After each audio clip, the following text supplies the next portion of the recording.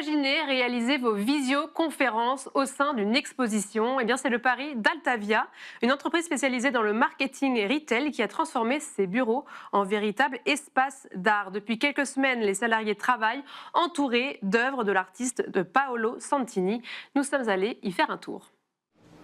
Alors ici, c'est le siège historique à Saint-Ouen, qui sont des bâtiments plutôt industriels. Et c'est précisément dans cet espace qu'on a voulu initier et s'essayer à faire un centre d'art mêlé, hybridé avec ce lieu de travail. L'histoire, c'est que j'ai un ami qui s'appelait précisément Paolo Santini et auquel j'avais promis un jour de l'aider à faire une exposition de toutes ses œuvres. Il s'est posé la question de dire où est-ce qu'on fait l'exposition et pourquoi pas ici, en transformant cette grande halle. D'abord ici, les collaborateurs sont fervents de rencontres culturelles, d'art. Beaucoup des collaborateurs font des petites activités artistiques par ailleurs. Certains des collaborateurs nous avaient demandé depuis longtemps de pouvoir faire des expositions. Bref, il y a eu un alignement des planètes. On a eu peur que ça les gêne d'une certaine façon dans le cadre de leur travail quotidien, les salles de réunion, les choses comme ça. En fait, ça s'intègre bien et sur les jours où nous sommes ouverts au public, puisque aujourd'hui nous sommes ouverts au public 4-5 jours par semaine, week-end compris, ça fonctionne bien, le mariage se fait et les gens qui travaillent ici adorent voir aussi des gens du grand public se balader à l'intérieur de cet espace. Est-ce qu'il y a eu besoin de faire beaucoup d'aménagements? Techniquement parlant, c'était compliqué?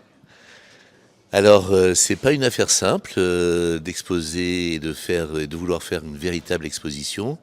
D'abord, on l'a fait de façon très professionnelle. Il y a eu une trentaine de personnes qui sont intervenues pour la préparer, séparées par mini-groupes. Et il y a eu un groupe curation. Il a fallu choisir des œuvres parmi les œuvres de Paolo. Il y a eu un groupe logistique. Il y a eu un groupe scénographie. Il y a eu un groupe, etc., communication, etc. Et je crois que le résultat est pas trop mauvais. Quand on est 500, je pense, sur site, il y en a qui ont une appétence et une envie d'art, d'autres qui sont un peu plus mesurés, certains qui rejoignent le mouvement au cours de route. Si je prends l'exemple de l'exposition, au début c'était voilà, une idée, un concept, et avec le temps, on a commencé à voir des choses se formaliser, notamment à partir du début de l'installation des structures, parce que l'espace a été totalement remanié. Et là, oui, on a vu un élan et on a un petit groupe de bénévoles qui peuvent aider à l'organisation.